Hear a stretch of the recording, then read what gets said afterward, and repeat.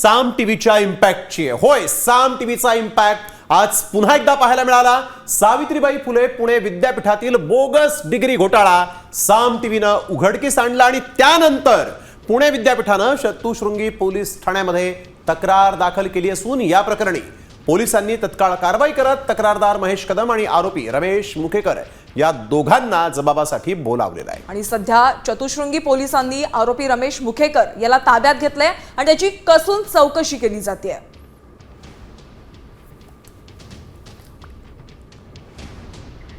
तर आपण पाहतोय पुणे बोगस डिग्री घोटाळा विद्यापीठाकडून या संदर्भात तक्रार दाखल करण्यात आली आहे। साम टीव्हीचा इम्पॅक्ट पाहायला मिळतोय। हा घोटाळा साम टीव्हीनं लावून धरलेला होता आणि त्यानंतर आपण पाहतोय आता चतुश्रृंगी पोलीस ठाण्यात या संदर्भात तक्रार दाखल करण्यात आलेली आहे आणि आरोपींची कसून चौकशी केली जाते।